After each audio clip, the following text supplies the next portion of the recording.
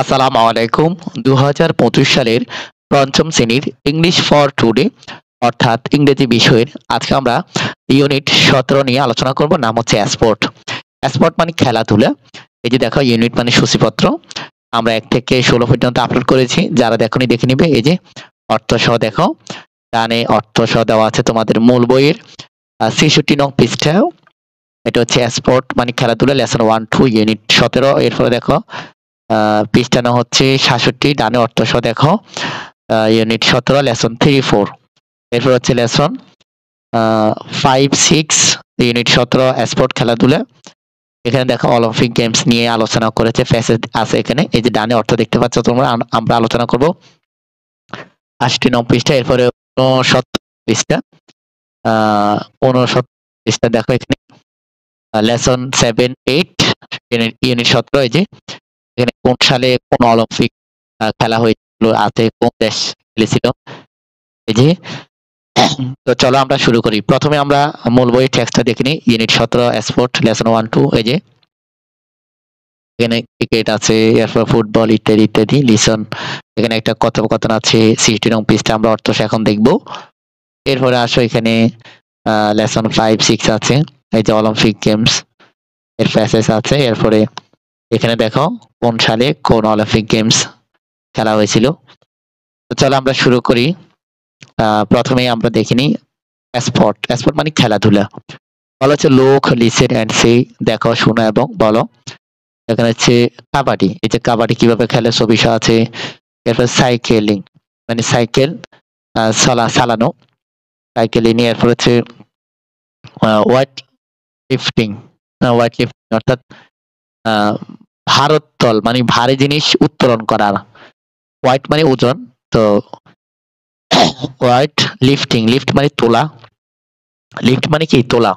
Weight lifting মানে ভারোত্তোলন অর্থাৎ ওজন জাতীয় কিছু তোলা, সেই খেলা আর কি। এরপর ব্যাডমিন্টন, এরপর হচ্ছে এরপরে বেলি ভলিবল, ভলিবল ভলি বল এটা। এরপর হচ্ছে ক্রিকেট, এরপর সুইমিং মানে সাঁতার কাটার। এরপর হচ্ছে ফুটবল। এই ছিল, এখানে অর্থ আছে ডানে দেখো। এখন আসো কনভারসেশন, শোনো এবং পড়ো। এরপরে বয়চিং মানে বাইচং আর কি, বাইচং।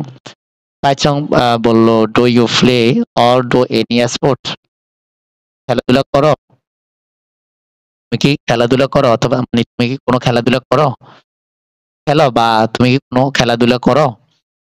এরপর হচ্ছে অনুষা বলল আই হ্যাভ ব্যাডমিন্টন, আমি ব্যাডমিন্টন খেলি। I play with my family on, মানে সপ্তাহান্তে আর কি। আমি আমার পরিবারের সাথে সপ্তাহে খেলি। I also go swimming and cycling a lot, এবং আমি অনেক সাঁতার কাটি এবং সাইকেল চালাই। এরপরে ভাইসং বলল বন্ধুরা তোমরা দেখো এখানে যে ডানে অর্থ দেওয়া আছে, তোমাদেরকে আমি আর পড়ে দিচ্ছি না। তোমাদের মূল বইয়ের ৬০ নং পৃষ্ঠার এই যে প্যাসেজটার অর্থ এখানে দেওয়া আছে, তোমরা দেখে নাও। আমরা এর পরবর্তী যাচ্ছি। সেই নাম্বার দেখো বলা হয়েছে জোড়া জোড়া কাজ, অ্যাক্ট দ্য ডায়লগ, এবং সংলাপটি করো। অর্থাৎ ডায়লগ মানে কথা সংলাপ বা কনভারসেশন আর কি। তো তোমরা এখন দুইজনের সাথে একে অপরের সাথে কনভারসেশনটা করবা।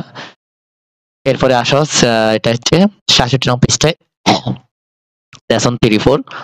এখানে বলা হচ্ছে রিড অ্যান্ড সার্কেল মানে পড়ো এবং গোল করো।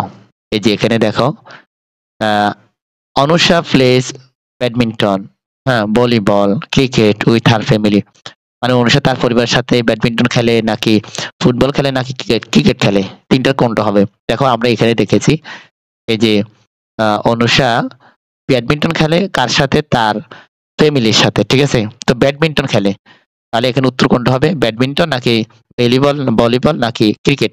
অবশ্যই ব্যাডমিন্টন হবে, বা এটাই উত্তর করবা, মানে দেখবে যে ব্যাডমিন্টন। এভাবে অনুষা বয়চিং বা আনসা ব্রাদার লাইকস টু সুইম, মানে সাঁতার পছন্দ করে। সাঁতার কাটা পছন্দ করে কে, অনুষার না বইচিং নাকি অনুষা ফাদার ব্রাদার ভাই। এই যে এখানে আছে দেখো, এখানে বললো যে I also go swimming and cycling, এটা কে, তার পরিবার অনুষা। ঠিক আছে, তাহলে এখানে সুইমিং হবে কি অনুষ্য হবে। তো এই হচ্ছে বিষয়, এটা তোমরা এখান থেকে এখানে আছে এই কনভারসেশনটা দেখে দেখে তোমরা এখান থেকে করতে পারবে, যেহেতু অর্থ দেওয়া আছে তোমরা বুঝবা। এরপরে আসি আমরা পেয়ার ওয়ার্ক, জোড়া জোড়া কাজ। আস্ক এন্ড আনসার প্রশ্নগুলো জিজ্ঞাসা করো এবং উত্তর করো। What games or sport do you like? তুমি কোন খেলা তুমি কোন খেলা বা খেলা পছন্দ করো, মানে তুমি কোন খেলা খেলো বা কোন খেলা পছন্দ করো, ঠিক আছে।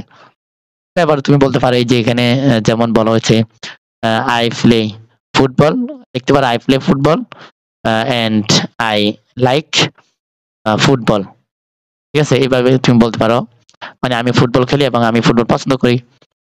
তো হাউ ওপেন মানে কত, you play watch that sport মানে তুমি কতক্ষণ কত ঘন ঘন খেলা খেলো বা খেলা দেখো। ওয়াচ আছে মানে দেখা, ঠিক আছে। তুমি কতক্ষণ খেলা খেলো অথবা তুমি কতক্ষণ খেলা দেখো, তো বলতে পারো ইটস ইটস 2 o'clock মানে 2 o'clock আওয়ার বা 2 hours, অর্থাৎ আমি 2 ঘন্টা খেলি বা 3 ঘন্টা খেলি। এইভাবে করে তোমরা দিয়ে দিয়ে দিবে, এখানে অর্থ যেটা আছে বুঝবা। এরপরে রিড দা ডায়লগ অ্যাগেইন মানে পুনরায় ডায়লগটা পড়ো। এই যে এখানে কনভারসেশনটা আছে এটাকে আবার পড়তে বলছে, এবং write go play or do before each of sport, অর্থাৎ এই যে গো অর্থ যাওয়া, প্লে অর্থ খেলা করা, ডো অর্থ করা, এটা দিয়ে তুমি এখন লিখতে হবে।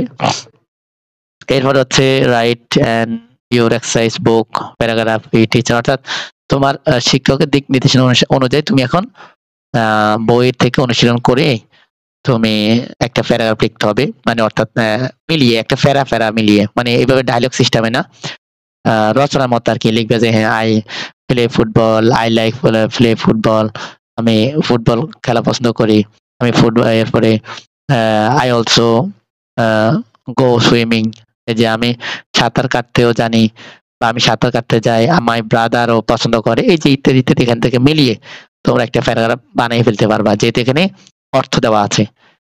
এরপরে আসো আমরা এই পৃষ্ঠায় গেলাম, এবার আসো ৬৮ নং পৃষ্ঠায় আমরা দেখি। এখানে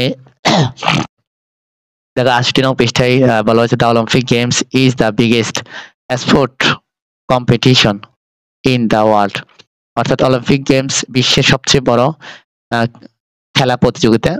তোমরা এইখানে প্যাসেজটার অর্থ দেওয়া আছে, তোমরা দেখে নাও। আমাদের সময় শেষ পর্যায়ে, এই জন্য আমি আর পড়ে দিচ্ছি না, এখানে প্রশ্ন করেছে, প্রশ্নগুলোর উত্তর এখানে আছে। যেমন দেখো how often are the Olympic held, কত ঘন ঘন অলিম্পিক অনুষ্ঠিত হয়, তো এখানে লেখা আছে কতক্ষণ পর পর, মানে কতদিন পর পর হয়। যেমন এখানে লেখা আছে, দাঁড়াও, অলিম্পিক গেমস, এরপরে দেখো 3 অলমোস্ট, এই যে তোমরা এখানে ফেসটা দেখলে বুঝতে পারবে, আমি ফেসটা পড়ি নাই, তোমরা দেখে নাও এখানে আছে। এরপরে পৃষ্ঠাে আসি আমরা। তো এখানে রিড দ্য টেবল, টেবলটি পড়ো। তো যে এখানে অলিম্পিক গেমস